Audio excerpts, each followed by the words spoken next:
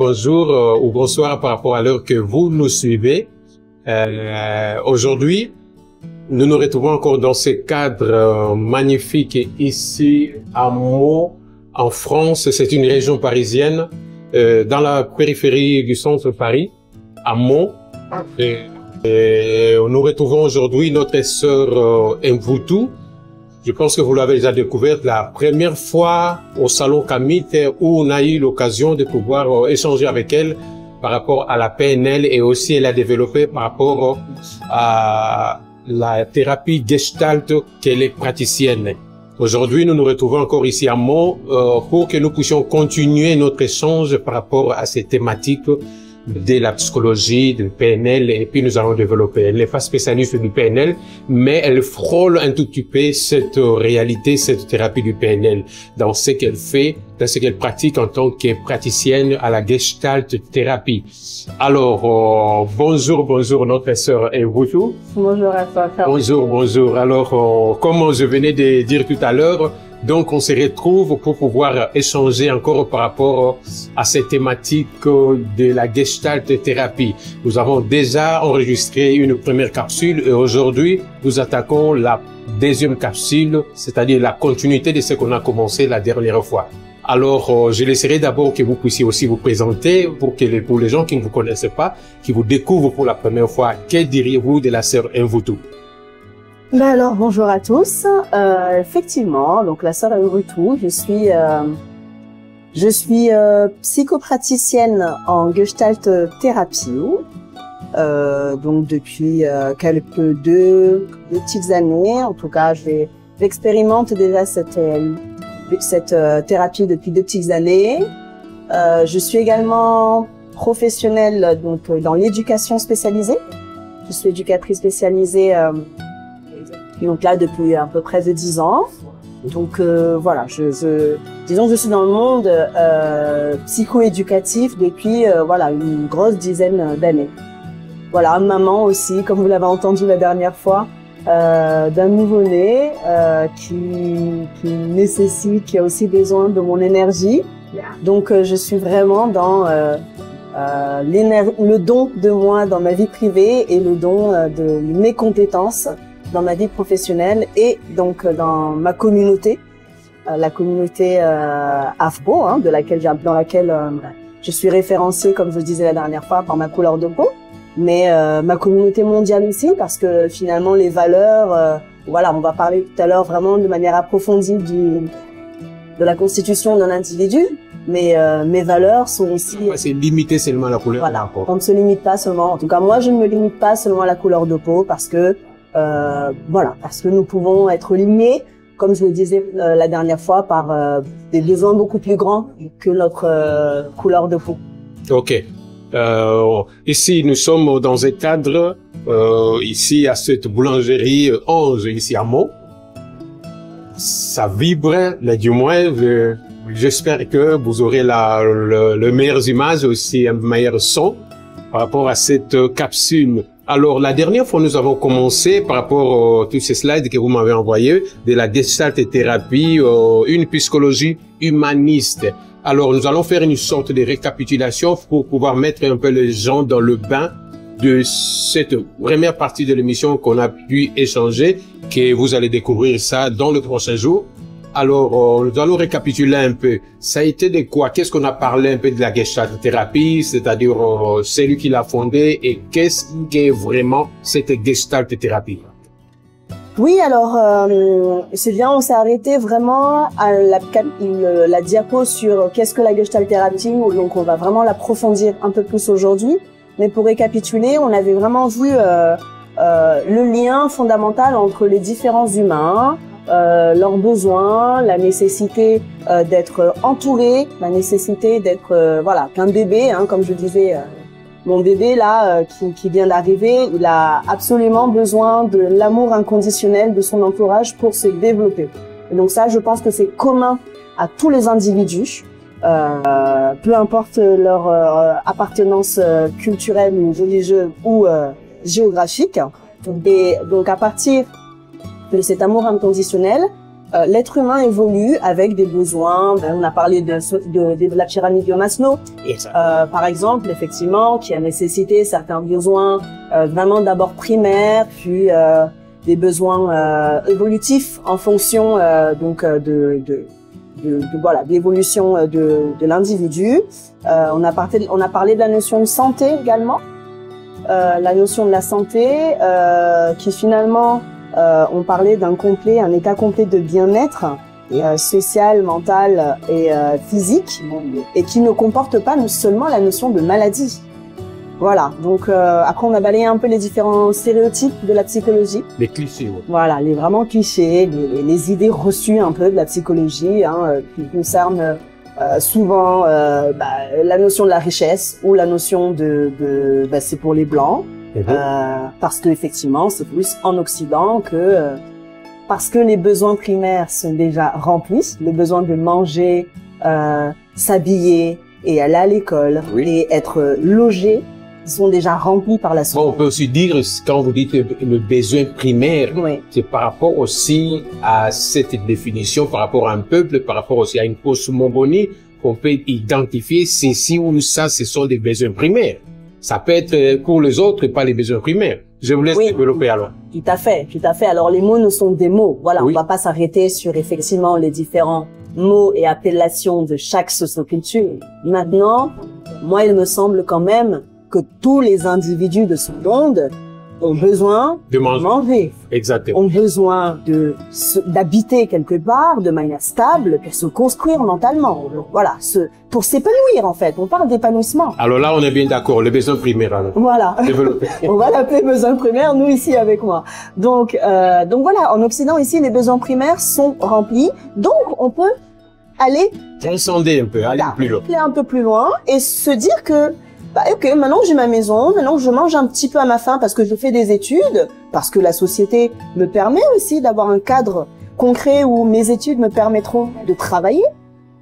Donc il y a une suite logique, en fait, il y a une organisation sociétale qui permet vraiment une sécurité. Et voilà.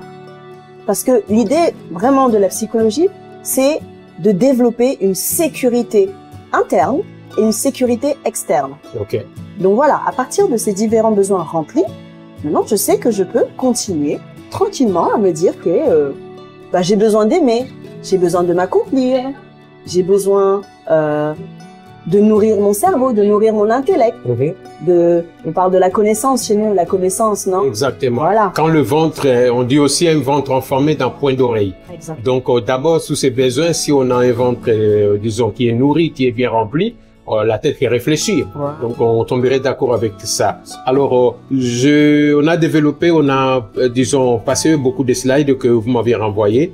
Alors j'aimerais d'abord sur ces slides où il est écrit qu'est-ce qui nous lie. Alors je vais m'attarder sur cette définition, pas une définition, une petite rubrique où il est écrit la définition de la santé selon l'OMS, donc l'Organisation mondiale de la santé. Les amis pourraient aussi le vérifier parce qu'on n'aimerait pas rencontrer des choses que l'OMS n'a pas dit. Tout à fait. Donc vous pouvez le vérifier. Donc la définition selon l'OMS par rapport à la santé. Qu'est dit l'OMS? L'Organisation mondiale de la santé. Un état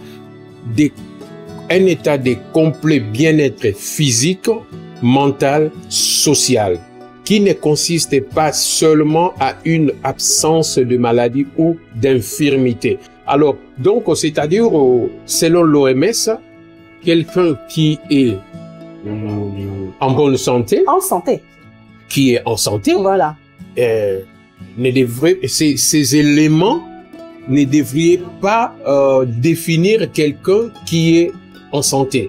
C'est-à-dire que si quelqu'un est malade, disons, quelqu'un ne devrait pas être nécessairement malade ou quelqu'un ne devrait pas être nécessairement à une infirmité pour dire que oui, je ne suis pas bien, je ne suis pas ceci. Selon l'OMS, ce sont ces éléments-là, c'est-à-dire que un bien-être physique d'abord, et puis un bien-être mental et un bien-être social, ce que vous disiez tout à l'heure, manger, se vêtir, habiter quelque part et on sort.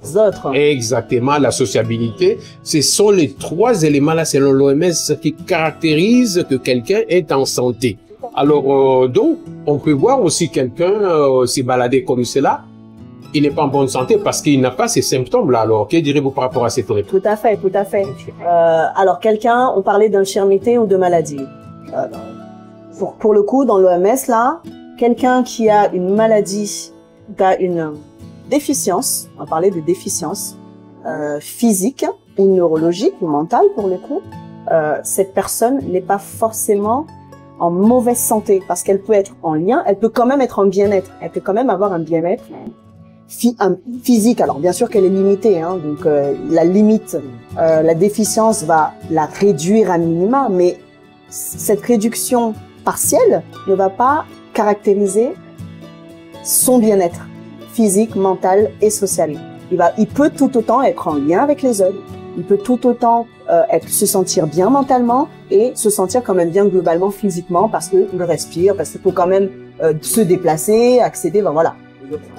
Donc, il y a vraiment encore, pour moi, l'importance de le lien entre l'organisme et l'environnement. Ok. Voilà. Et on reviendra directement sur la Gestalt parce que la Gestalt va vraiment se focaliser sur l'organisme, donc l'individu, et l'environnement. Comment, toi, en tant qu'individu, frère Makaya, comment toi, avec tous tes attributs, qui physiquement tu sembles être en santé, parce que physiquement tu n'as aucune limitation, mentalement tu as les codes sociaux, on parlait de codes la dernière fois, et finalement, comment est-ce que tu es quand même en santé? Est-ce que tu es quand même, tu as quand même un bien-être qui est quand même là précisément, voilà. Et donc donc ça c'est une grande question quand même. On peut avoir ces éléments. Est-ce qu'on est nécessairement en santé? En santé. Tout à fait. Ben, bien sûr que oui. Ça peut être vrai oui, oui. Ça peut être un vrai oui et non. Tu peux très bien présenter. Hein, oui, c'est présenter exactement l'aspect extérieur, okay. Avoir cocher toutes les cases comme on dit souvent, non? Répondre aux conventions sociales d'une société et tout autant te sentir mal à l'intérieur de toi parce que intérieurement, psychiquement, il y a une souffrance. Mais là, il y a des gros soucis à se faire. Parce qu'il y a quand même, on voit beaucoup de gens se balader tout comme cela. On peut sous-entendre qu'ils sont dans une santé qui est un bien-être comme cela. Oui. Mais ça peut être aussi le contraire.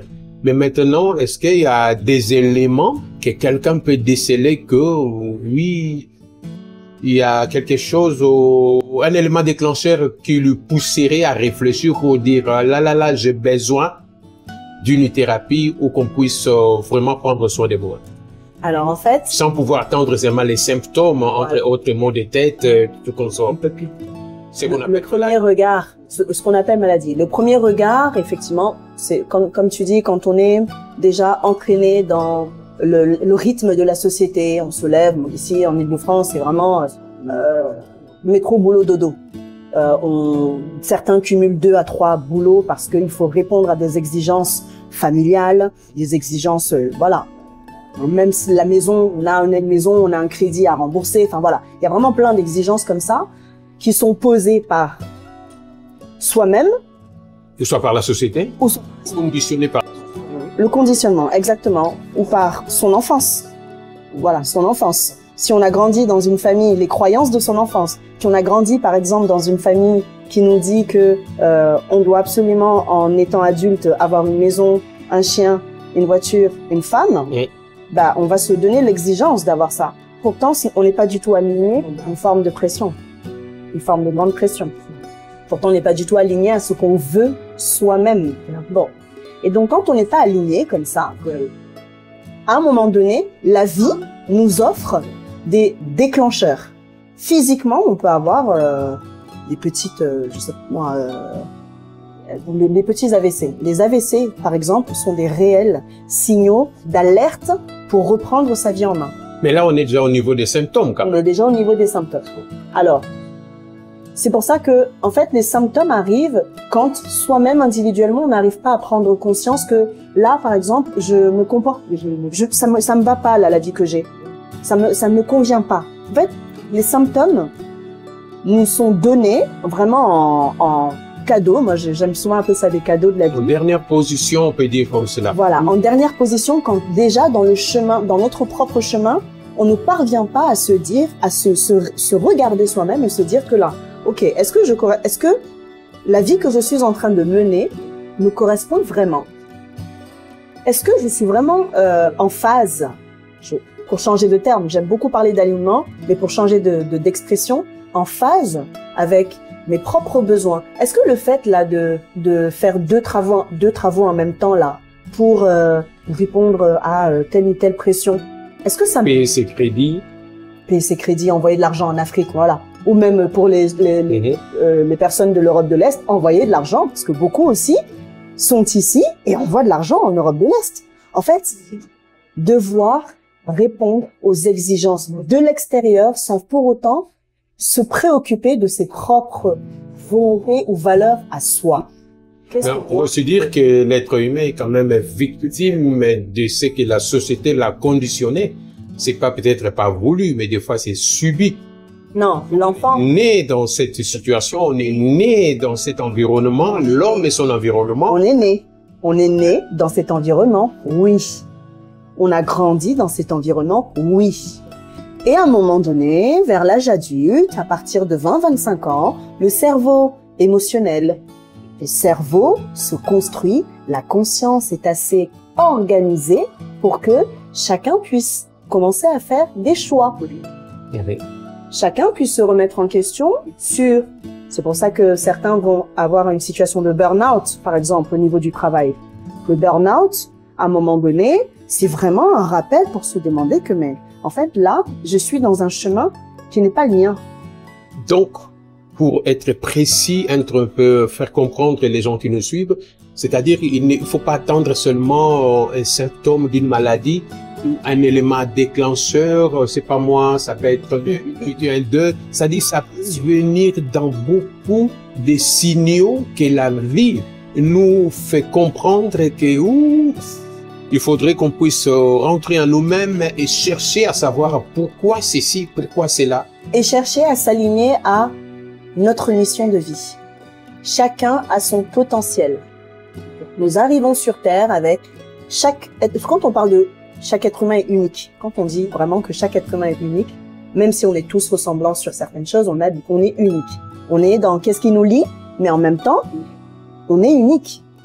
On est unique par notre potentiel, on est unique par nos compétences individuelles, on est unique par notre singularité. Donc finalement, quand on est dans le conformisme et que chacun suit le moule, suit les conventions, quand il y a ces symptômes dont tu parles, à un moment donné, c'est pour nous dire, là, attention, je ne suis peut-être pas dans ce pourquoi moi je suis faite. C'est pour ça que vraiment, je réitère l'idée du burn-out qui est très parlant parce que études de commerce, ils vont vraiment faire des études, des enfants vont faire des études de commerce parce que toute la famille a fait des études de commerce ou parce que papa a demandé à ce que études de commerce, avocat, médecin, peu importe, mais les exigences des parents. Mais en fait, il va se rendre compte que ce n'est pas du tout ce que j'aime. Ou j'ai fait ça même pendant des années et des années, et ça ne me convient vraiment pas. En fait, ce n'est pas fait pour moi. J'étais pas malheureux, mais je ne me sentais pas épanoui. Je ne me sentais pas complet. On parle d'état complet de bien-être. Mais je ne suis pas en santé. Ok. Alors donc, comme on disait tout à l'heure, nous devons être vraiment très attentifs à différents signaux que la vie nous renvoie. C'est resté dans notre propre corps, dans notre propre vie, c'est resté dans notre environnement, même auprès de l'enfant, du mari, ou de la famille, beaucoup. Mais c'est quand même pas évident de pouvoir déceler tout cela et faire les liens avec soi-même quand même. C'est pas du tout évident. Bien sûr. Et on retourne encore dans ces conditionnements de la société, du métro boulot dodo. Et tout le monde est à la vitesse des croisières, il faut courir, chercher de l'argent, nourrir sa famille, tout cela. On n'a même pas besoin de se reposer soi-même. Il y a des gens qui tombent en burn-out, il y a beaucoup de choses. C'est pas du tout donné, hein. Non, c'est pas donné, c'est pas une évidence, c'est clair. C'est clair que ce n'est pas une évidence. Là où on peut s'accorder réellement tous, c'est que ce n'est pas une évidence du tout d'être au plus près de soi-même. Et parce que la société ne nous invite plus à faire ça. La société ne nous invite plus à prendre soin de nous-mêmes et à prendre soin réellement des autres. Prendre soin, est-ce que prendre soin se résume au fait de donner à manger, de s'habiller, Oui. de sortir, boire, aller dans l'alcool, faire du sport, avoir des relations sexuelles? Est-ce que prendre soin, c'est juste dans des domaines aussi précis? Et ça fait partie, hein, je ne dis pas non, hein, ça fait partie, mais prendre soin, c'est aussi apprendre à s'écouter, à écouter notre corps, à écouter nos envies, à écouter nos besoins et à les mettre en relation et en harmonie avec les autres. Ok. Parce qu'attention, la Gestalt ne prône pas du tout l'individualisme, je m'écoute moi, ce sont mes besoins maintenant qui vont compter, les autres je m'en fous. Non, parce que sans les autres on n'existe pas. C'est pour ça qu'on faisait lire la dernière fois avec Ubuntu. Sans les autres nous ne sommes rien. Donc mon bébé a besoin de mon sourire pour grandir vers le bon, pour s'élever. On parle d'élévation. On parle d'élévation. Élever un enfant, on a cet entendement de faire grandir. Mais si on va très loin, c'est-à-dire que le faire monter à un niveau d'auteur, à une sorte d'auteur. Un niveau de conscience élevé. Conscience élevée. Alors, nous allons continuer dans ce sens-là. C'est très intéressant. Maintenant, je pourrais poser la question, vous, en tant que praticienne, quel genre de clientèle avez-vous? C'est-à-dire que nous, on est dans la communauté afro-descendant. Et est-ce que c'est mélangé? Tout à l'heure, vous disiez que vous limitez pas du tout la couleur de la peau. Mais quel genre de clientèle avez-vous en tant que praticienne? Alors, j'ai précisé ça dans une des diapos. En fait, c'est finalement toute personne qui est en désir d'évoluer et d'améliorer ses comportements, ses relations pour aller vers le mieux-être. Donc, alors, l'expérience, effectivement, était davantage, bien sûr, avec des personnes qui avaient déjà un certain niveau de conscience. Voilà. Là, en tout cas, une envie, un désir de se regarder et de se dire, ah non, là, j'ai des comportements, je choisis toujours les mêmes hommes en tant que femme. Je choisis toujours des mêmes hommes, toujours des hommes qui sont toujours en train d'être vieux. Est-ce qu'on les choisit quand même? Ou alors il y a une sorte d'attraction qui les attire vers... Parce qu'il y a des gens comme ça, surtout j'ai entendu déjà une femme dire de telles choses et dire, mais pourquoi je rencontre toujours ces genres d'hommes dans ma vie? Est-ce qu'on les attire pas? Pour moi, c'est arriver à cette conclusion. Il n'y a pas une attraction, des affinités entre les deux. On ouvre une petite parenthèse, on ne va pas aller très loin, mais juste, que direz-vous par rapport à ça? Alors, effectivement, il y a une lecture plurielle. On peut avoir plusieurs lectures dans cette question, non? Moi, ma lecture à moi, elle se cadre vraiment dans le sens thérapeutique. Je pourrais dire que l'environnement auquel on a été habitué dans l'enfance, c'est cet environnement qui se reproduit à l'âge adulte. Donc, on ne choisit pas consciemment, mais l'environnement dans lequel mon enfant grandit là aujourd'hui, donc il grandit avec un environnement d'une maman, une maman qui donne de la place aussi à sa vie professionnelle, qui fait le choix vous l'avez entendu la dernière fois, il pleurait juste à côté de moi. On avait déjà dépassé le temps, donc on avait échangé vraiment, j'avais communiqué avec lui, bien que lui ne parle pas, je sais qu'il reçoit quand même. Parce que nos mots sont empreints d'une énergie ou en tout cas d'une vibration. Donc, moi je lui ai transmis la dernière fois vraiment que maman j'ai besoin de prendre du temps là pour le travail parce que autant j'ai beaucoup d'amour pour lui, mais j'ai aussi beaucoup d'amour pour les humains et pour vraiment mon travail. Et c'est important pour moi d'accompagner mon entourage, non? Mondial, voilà. Okay. Toute personne. Et donc, il grandit avec ça. Il va grandir avec ça, avec un papa aussi qui est présent pour lui, qui l'accompagne dans sa figure d'homme. Et voilà. Donc, par contre, si l'enfant grandit avec une maman qui est seule, une maman qui est constamment stressée, ou un papa qui est constamment dans l'exigence de trouver de l'argent, et que dans ce trouver de l'argent, il a du mal à être présent dans le lien, dans le qualitatif. L'enfant va grandir avec ça et il va reproduire fait. On parle de reproduction. Ce genre de comportement. Il va reproduire ce genre de comportement. Donc, c'est pour ça que je parlais d'environnement dans lequel on grandit. Cet environnement-là nous poursuit. Nous poursuit à l'âge adulte. OK. Pour qu'on le répare d'une certaine manière. C'est comme si on nous obligeait, je dis on, peu importe comment on l'appelle dans d'autres... Programmer en quelque sorte de vivre ce qu'on a vécu auprès de ses parents. Alors, on parle d'engrammation, effectivement, d'un point de vue neurologique. Oui. C'est comme si le cerveau était vraiment comme un ordinateur neutre. Il va recevoir des informations de son environnement. Le cerveau du bébé est neutre, là. Il reçoit des informations de l'environnement. Oui. Il a déjà des comportements innés, hein. Voilà. Un enfant n'est pas non plus totalement neutre, soyons d'accord, non? Mais il a une base de données assez vierge. Et il reçoit de l'environnement des informations qui vont être engrammées. Donc, c'est comme apprendre le vélo. En apprenant le vélo, même s'il n'en fait pas pendant 5 ans, ça reviendra naturellement parce que ça a été engrammé, ça a été implanté.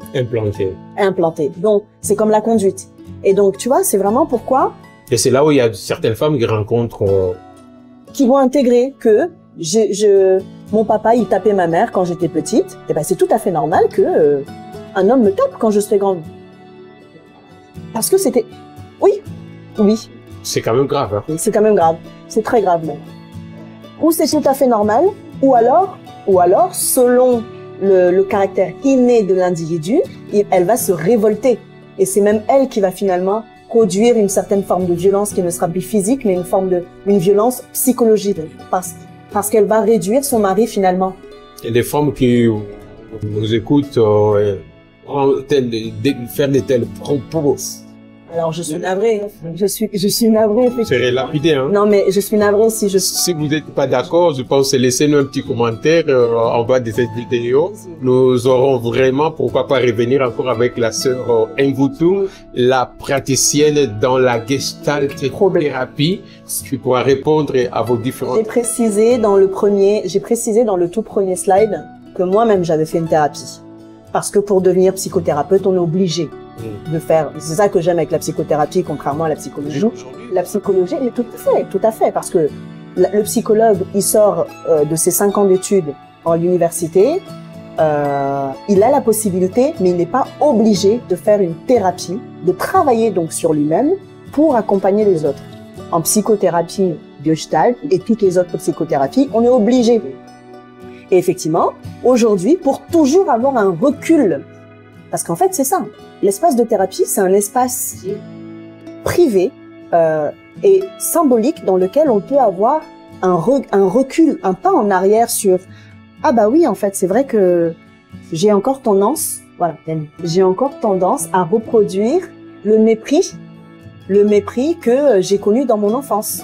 J'ai encore tendance à être insultante quand... mon mari, quand je vais parler comme ci, comme ça à ma famille, tu vois. Ok.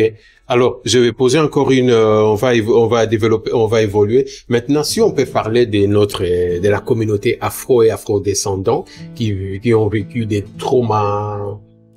On va pas retourner encore à la première capsule qu'on a enregistrée à cette foire Kamit, au salon Kamit. Des traumas, tout cela, c'est-à-dire la négritude et tout cela. Tout à l'heure, vous disiez que vous avez votre clientèle, les mixtes, c'est mélangé, c'est pas seulement les noirs, tout comme cela, mais du moins c'est mélangé. Toute personne en souffrance. Mais maintenant, si on veut se focaliser vraiment sur cette population qui a eu trop de traumas et qu'elle transporte ces traumas aujourd'hui et qu'on sort leur future génération et consorts. Comment est-ce que vous voyez un peu la situation? Est-ce que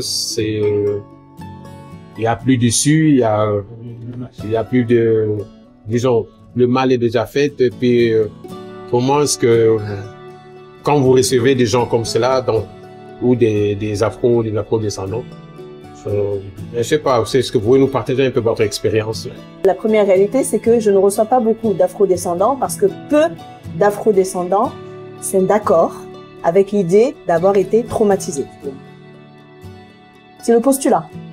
Okay. Peu d'afro-descendants sont d'accord Donc, ont la conscience, se disent réellement que oui, c'est vrai que ce n'est pas normal d'être violenté. Ce n'est pas normal d'être violenté. Ils sont comment, dans la victimisation plutôt ou comment? En fait, c'est même pas une victimisation, c'est encore c'est comme si on était encore dans c'est la suite du symptôme. Le trauma est encore actif. Regarde, je te donne un exemple parallèle. Une jeune femme qui a été victime de violences sexuelles ou de violences conjugales les psychologues ont tous convergé vers des études vraiment spécifiques, en précisant toute la chaîne et tous les dégâts et l'impact que ce traumatisme de violence, qu'elle soit sexuelle ou conjugale, a donc donné à l'impact qui a été mis sur l'individu au fur et à mesure, sur la femme en l'occurrence. On va parler de la femme. Ok. Ou sur l'homme. J'ai envie de parler de l'homme. J'ai envie de parler de l'homme parce qu'on connaît les violences, voilà, sexuelles. On parle moins des hommes. J'ai envie de parler de l'homme, tu vois. Ok. Et donc, l'homme qui a été dans un système de violence familiale, où il a été vraiment imprégné dans de la violence. Il va grandir. Disons, son père et sa mère, frères et sœurs, voilà. Ouais. Ou papa échappait sa maman. Bien sûr, comme je disais tout à l'heure, soit il va normaliser ça, puisqu'en plus, c'est reconnu par la société que c'est une manière de poser sa virilité. Ouais. L'autorité de l'homme doit absolument s'imposer par la violence. Ok. Voilà. En plus, ici en Europe, ça va être dans les quartiers, non? Dans les quartiers, il y a vraiment un amas comme ça d'hommes qui sont dans la violence, dans l'agressivité, non? Ok. Soit il va grandir avec ça et reproduire ça. Soit, à l'inverse, il va être de l'autre côté. Dans, j'ai tout le temps peur. Je ne vais pas, on va souvent l'appeler même une coule mouillée.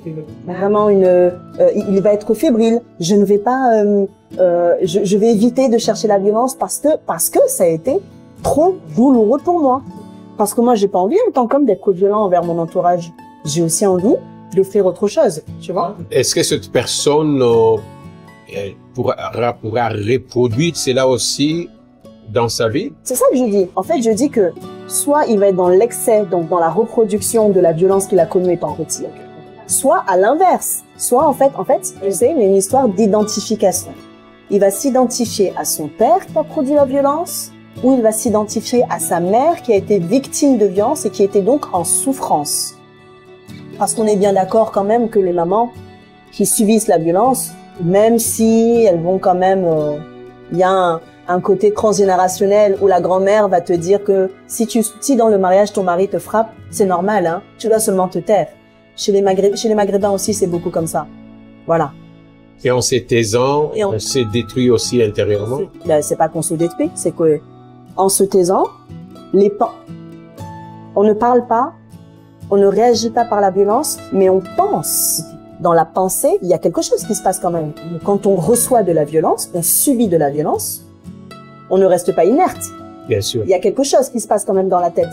Il y a une pensée. Donc, à partir de cette pensée, soit on l'intègre, on se dit que de toute façon, c'est normal. Là, c'est nos grands-mères qui parlent encore, c'est notre environnement du passé qui parle encore. Donc, on se tait. Soit on se dit, ce n'est pas normal. Et on se révolte par la pensée, par la parole et par l'action. Maintenant, ces bascules-là, soit on réagit comme son papa, soit on réagit comme sa maman. Est-ce que c'est c'est de l'automatisme ou l'être humain les choisit lui-même? Non, c'est une reproduction. C'est une reproduction involontaire. Involontaire. Mais comment ça se bascule alors? Qui dirige cette manière de décider? C'est le cerveau? C'est comment ça se décide alors? Cet automatisme-là, pourquoi ça ne bascule pas des bons côtés? Pourquoi ça bascule de ces côtés où on devient aussi violent? On reproduit ce que son papa il faisait? Parce que finalement, ça dépend des facteurs. En fait, je parlais de l'environnement dans lequel on grandit, qui comporte, mais je vais parler un peu plus de l'environnement maintenant. L'environnement comporte effectivement des facteurs de risque et des facteurs de résilience. Les facteurs de risque, ce sont effectivement toutes ces personnes qui vont nous montrer des comportements violents, des comportements destructeurs, des comportements qui ne vont pas nous aider à nous élever. L'environnement. Ouais, non, par exemple, c'est quoi? Des films, c'est comme des games? L'environnement, c'est déjà les parents. En fait, l'environnement, c'est tout ce qui est autour de la personne. De la personne. Ok. Voilà. C'est les parents, c'est la télé, effectivement, c'est l'école, à fortiori, c'est vraiment la petite société, la famille, et après la grande société, non? Okay. Et ça influencera la personne d'aller soit de bon ou de mauvais côté. Tout à fait. Facteur de risque, le mauvais côté. Ok. Facteur de résilience. Du bon côté, du côté de sa maman qui a souffert. Alors non, c'est pas comme ça. En fait, le facteur de résilience, c'est au contraire. Là, moi, en tant qu'enfant, je grandis avec ma maman qui souffre et qui ne dit jamais rien face à la violence de papa, et papa qui est constamment voilà. Ça, c'est un facteur de risque, hein. Les deux, hein. Oui. La maman, là, le comportement de la maman de ne rien dire. Ah bah non, c'est un facteur de risque. Puisque je te dis que quand tu grandis en tant qu'enfant, c'est soit tu vas reproduire la violence de papa, soit tu vas te taire face à la violence de ta femme. C'est taisant. Oh. C'est pas non plus joli. Hein. Non, en se taisant, tu n'as plus d'estime de toi-même. En se taisant, tu te laisses déshumaniser, tu te laisses dévaloriser. On se détruit, on laisse l'autre nous détruire en fait. On laisse l'autre nous détruire. Maintenant, revenons. Donc, facteur de résilience. Ce premier cas-là, maman et papa, c'est pas, dans tous les cas, c'est des facteurs de risque. Facteur de résilience, à l'école, je vais commencer à avoir un professeur qui va me dire, ah, Makaya, vraiment, tu as une grande valeur, hein. Tu es mené à un grand avenir, tu as un grand potentiel. Donc, qui va voir la valeur et l'importance que j'ai en tant qu'individu dans ce monde et qui va donc me pousser.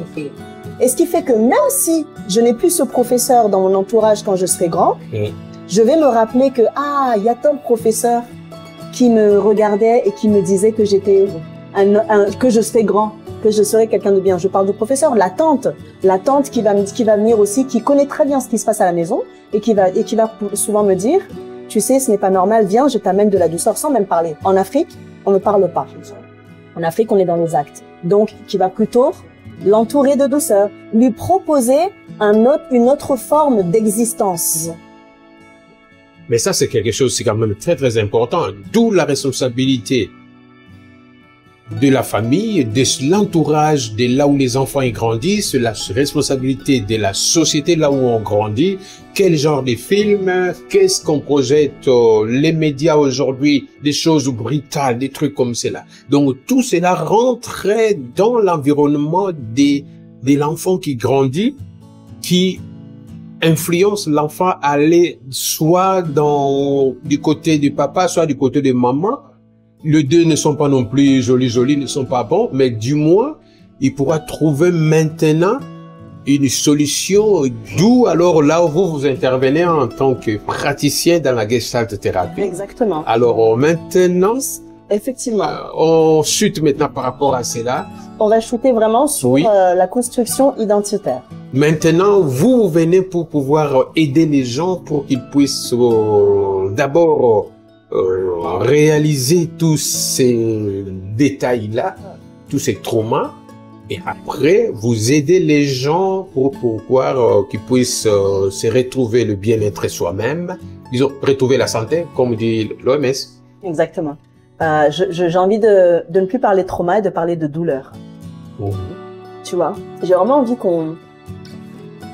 c'est douloureux de ne pas se sentir reconnu, de ne pas se sentir vu, de ne pas se sentir aimé à sa juste valeur.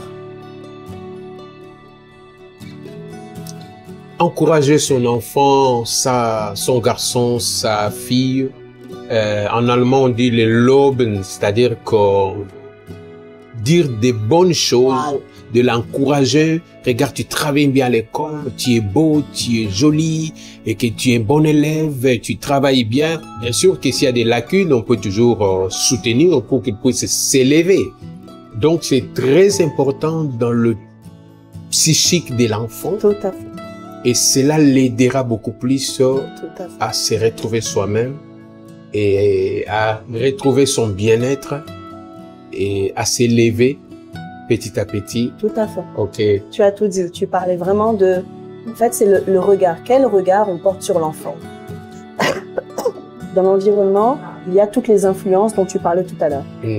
En tant que les premiers responsables de la sécurité affective de l'enfant, de la sécurité psychique de l'enfant, ce sont les parents. Et le parent n'est pas seulement celui qui t'a accouché. Le parent, c'est celui qui t'accompagne à grandir.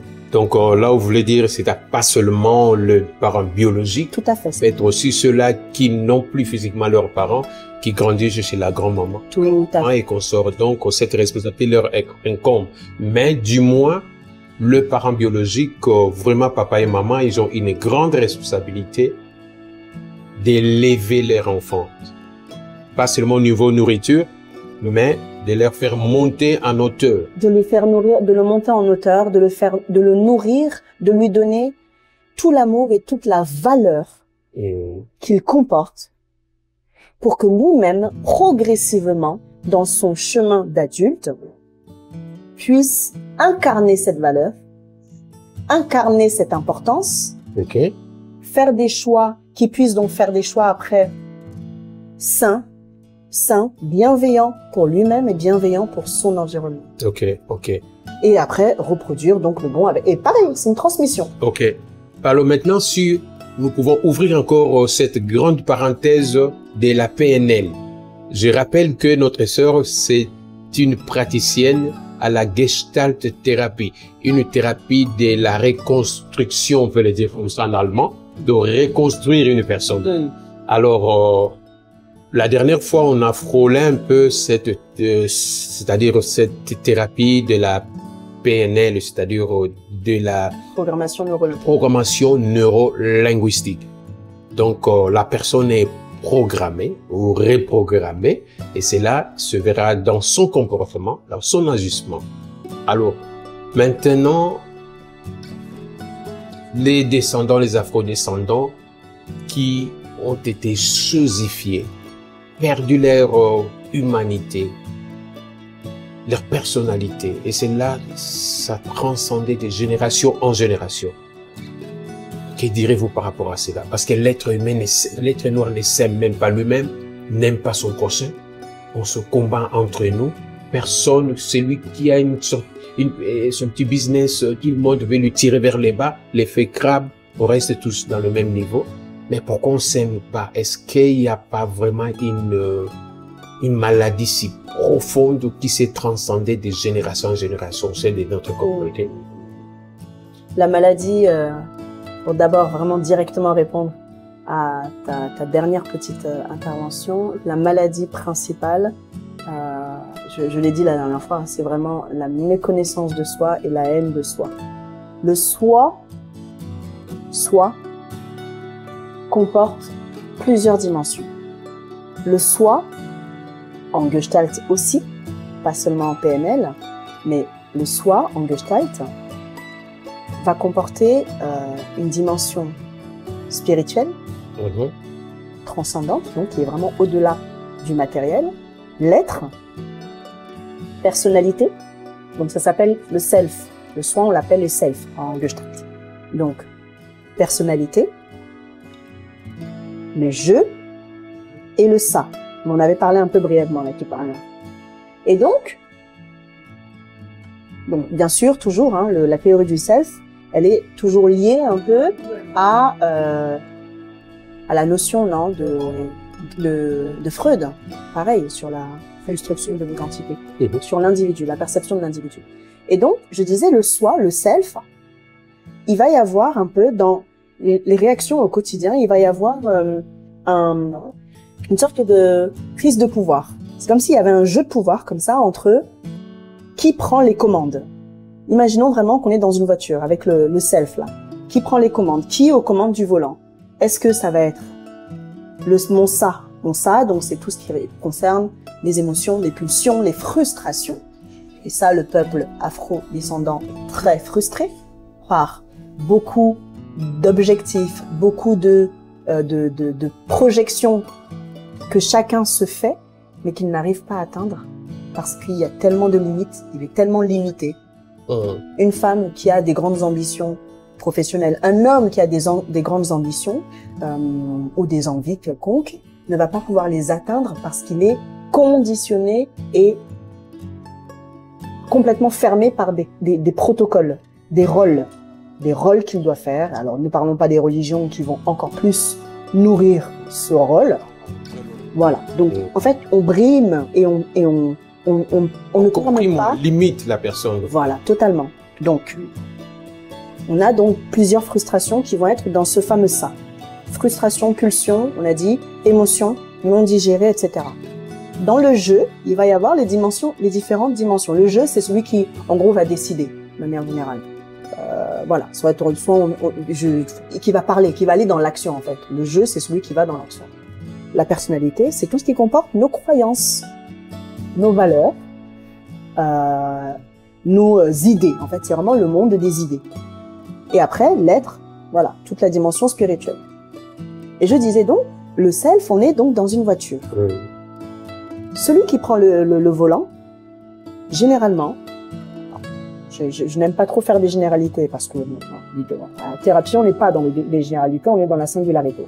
Mais quand on regarde quand même les comportements des peuples noirs, celui qui est au volant, la partie de leur self qui est au volant, c'est souvent le ça, la partie donc des frustrations, des émotions, hein, les émotions, les pulsions, toujours à réagir de manière impulsive.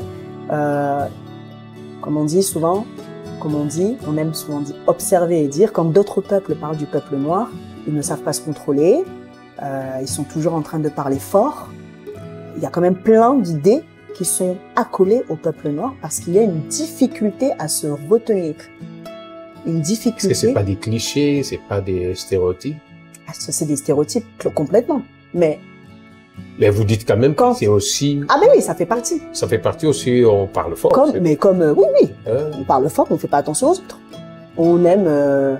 enfin, voilà, bon, là, sans entrer dans l'intimité de chacun, mais on a, voilà, des envies, des ambitions. On aime avoir la montre Rolex, hein, pour bien montrer qu'on n'est pas n'importe qui, ou bien s'habiller. Voilà, on est dans le regard de l'autre en fait, c'est pour nourrir notre propre ego, parce que je parle encore de frustration à l'intérieur de ce ça-là, qui est aux commandes de nos vies. Les frustrations. À côté de ça, donc deux acteurs principaux, hein, je disais, les frustrations, on n'est plus là, le jeu, là, de décider, de se dire que j'ai quand même le choix de faire... Non, là, il n'y a plus de jeu, il n'y a pas beaucoup de jeux, hein, à part quand vraiment ça va être quelqu'un qui a quand même eu un environnement favorable, avec des facteurs de résilience qui vont l'aider à dépasser ses stéréotypes, et qui vont lui donner la capacité de chercher un travail qui va, voilà, être bien aligné à son potentiel. Chercher un travail, avoir une belle maison, une vraie belle voiture, hein, parce que plus on a une grosse voiture, plus on a une grosse télé, plus on répond aux critères. Une femme qui lui convient, des enfants, la famille, Une femme qui convient plutôt à l'entourage, aux besoins de l'entourage. Une femme qui va respecter maman et maman, hein. Parce que on est d'accord que la femme, on l'a choisie aussi souvent beaucoup par rapport aux besoins, hein, de maman. Ok. Bon. Et donc, le jeu va quand même être important pour certaines de ces personnes-là qui ont eu un environnement stable et un environnement favorable. Mais sinon, on va être dans la dimension de la personnalité. La partie de la personnalité où, là, les croyances... Donc, c'est un grand facteur. Grand facteur. Les croyances auto-limitantes, les croyances d'auto-sabotage, les croyances qu'on nous a mis dans la tête vis-à-vis de nous-mêmes, le fait de ne pas aimer sa propre couleur de peau, par exemple, qui est quand même... c'est la personne claire de peau, la femme qui est claire de peau, qui est la plus jolie. Ben ouais, on voit beaucoup de frères, pas seulement des stars, hein, beaucoup de frères... Voilà. Prendre un peu elle qui est éclaircie, et c'est pour cela même, après, non, c'est d'abord, les hommes prennent des femmes un peu claires, et puis, ça est l'effet boomerang. Les femmes maintenant disent, comment, non, on va pas se laisser comme cela. Alors, ramène-nous le produit éclaircissant. Voilà. Ben oui. On s'éclaircit comme ça. On veut que nos hommes viennent s'intéresser à nous. On sera sur le marché. C'est oui, incroyable. Ça détruit. En fait, le deux, c'est perdant, quoi. Mais les deux, c'est perdant. Et puis finalement, c'est dû à quoi? En fait, est-ce qu'on s'est quand même posé pour se demander pourquoi on cherche à nous éclaircir les cheveux, la peau? Pourquoi on cherche à toujours... C'est pas nous éclaircir, on se décide nous-mêmes à s'éclaircir la peau et nous propose des solutions. Non mais, excuse-moi, frère Makaya. On nous propose, je disais tout à l'heure, on choisit... On nous force pas. On nous force pas. On ne met pas le couteau sous la gorge, je te viens, voilà. C'est toi qui décides de mettre... On va pas aller toujours dans la victimisation. Merci beaucoup. C'est toi qui décides de mettre dans ton... Comme on dit, hein, mon mari doit ramener la ration, ou mon mari doit ramener à la fin du mois, mes besoins, les besoins là, finalement, les besoins de Maslow pour être complètement réadaptés en Afrique. Parce que dans les besoins, quelqu'un peut quand même privilégier d'avoir une montre comme ci, comme ça, d'avoir des chaussures qui coûtent des X sommes, surtout quand il a de l'argent, d'avoir une femme, non, avoir un maquillage ou un lait éclaircissant d'une je ne sais combien d'euros, des cheveux, des brésiliennes de je ne sais combien d'euros, il va choisir de mettre plus d'argent sur ça que de répondre à ses propres besoins au quotidien. Wow. Ne pas avoir de nourriture dans son frigo, mais à côté de ça, il sait que au moins devant tout le monde, il a la peau un peu plus claire, ou il a les cheveux brésiliennes qui vont jusqu'aux fesses aussi en bas, ou bien les seins même sont refaits. Bon, okay. Ça c'est du regard et c'est pas du jugement, et ça c'est juste la continuité et la conséquence, encore une fois, des traumas transgénérationnels de l'esclavagisme. Tu vois, je répondais vraiment à ce que tu disais tout à l'heure. Okay. Parce qu'on est encore dans ça aujourd'hui. Ça va. On est encore dans ce grand besoin de paraître celui que nous ne sommes pas. Au lieu d'être, mais de paraître. D'être au lieu d'être. On est dans le paraître, constamment. On n'aime pas notre propre culte. Mais parce qu'on ne la connaît plus, attention. Ce n'est pas une volonté de notre part. C'est effectivement, je disais, une conséquence de l'impact, clairement, des traumas transgénérationnels. Mais c'est aussi parce qu'on ne connaît plus et on ne reconnaît plus assez celui qu'on est et qui on est. Est-ce que vous voyez que la sœur Mvuto, en tenant ce genre de discours, est-ce que vous voyez vraiment que ça passe ou ça passerait encore dans notre génération d'aujourd'hui, à l'état mental, psychique où nous en sommes aujourd'hui, dans notre communauté afro? C'est encore alors, des choses à se les dire, à se les partager. C'est clair que, en fait, ça passe ou ça casse. Voilà. Okay. Ça passe ou ça casse. C'est vrai qu'on est tellement habitué, en fait. C'est tellement devenu une norme. Une fatalité, quoi, donc... Une norme. Une norme. Moi, je n'aime pas le fatalisme. Bon, une norme. C'est une norme. Une norme, c'est une habitude. C'est limite coutumier, tu vois. Limite coutumier. C'est comme, je parle. Moi, je dirais une fatalité, quoi, donc ça va. Le côté fataliste, c'est qu'on abandonne. Moi, je n'abandonne pas. Je ne peux pas abandonner, tu vois. Le côté fatalité, c'est que c'est peine perdue. Ce n'est pas peine perdue parce que nous sommes toujours debout. Ok, bon. Nous sommes toujours debout et nous continuons à donner vie. Donc, en donnant vie, qu'est-ce qu'on laisse comme héritage à nos enfants? Ok. Tu vois, parce que de toute façon, hein, est-ce que on veut que nos enfants continuent vraiment d'être dans ce paraître continuel, d'être dans cette méconnaissance, mésestime d'eux-mêmes, dénigrement d'eux-mêmes, dévalorisation d'eux-mêmes, ou on veut apprendre aussi à nos enfants à s'aimer à leur juste valeur? Qui dit juste valeur, c'est déjà savoir quelle est leur valeur. Tu vois, moi j'aime beaucoup regarder les musiques. Quand je regarde des musiques africaines, j'aime beaucoup voir des belles femmes africaines, avec le cou élancé, avec la peau, une belle peau ébène, pour montrer et faire intégrer à nos enfants que regardez, notre richesse, elle est là. Elle passe par la peau, elle passe par le cheveu, elle passe par nos capacités, elle passe par nos corps. Nos corps sont très résistants. Nos corps sont naturellement musclés. Nous avons une génétique qui est quand même puissante, en fait. Donc, c'est pas pour rien que beaucoup d'Occidentaux vont vouloir les lèvres gonflées, les fesses bombées. Ils vont même chercher à se bronzer au maximum avec des UV. Enfin, conscientisons que nous avons une valeur inestimable. Je parle du noir, mais l'Occident aussi, l'occidental aussi, le blanc aussi, l'Indien, peu importe. Chaque peuple de ce monde, chaque individu de ces peuples a sa valeur. Chacun doit juste prendre conscience de la valeur. Et je dis toujours vraiment qu'on devrait s'inspirer des Asiatiques. Parce qu'à un moment donné, les Asiatiques savent qui ils sont, préservent qui ils sont, se connectent constamment de génération en génération à qui ils étaient, à leurs ancêtres, et ils continuent de faire perdurer leur tradition parce qu'ils savent leur potentiel. Ok. Matondo. Nous qui avons abandonné nos choses traditionnelles, la pharmacopée africaine, on abandonne, on a perdu nos valeurs, on ne sait même plus qui sommes-nous réellement. Et on néglige même. Et on néglige encore. Il y a l'une de nos sœurs qui est là, la sœur Mvutu. Donc, le lien pour la contacter, c'est vraiment en bas de cet écran. Vous pouvez la contacter et elle est là disposée pour pouvoir aider. Est-ce que c'est donc, c'est-à-dire homme-femme, quoi? Ah oui, bien sûr. Il n'y a pas question de sexe là-dessus. Donc, vous aidez toute personne, différentes couleurs de peau, homme-femme, pour pouvoir suivre ces thérapies. Ça a été un grand plaisir de pouvoir encore venir ici dans ces cadres. Il était vers midi comme cela, ça a été un peu bien bruyant, et puis le calme revient tout doucement dans ces restaurants Ange Boulangerie, et où on propose des belles choses à la française dans cette région, de ces petits coins de la région parisienne à Meaux. Et vraiment un grand plaisir de se disposer pour tout le monde.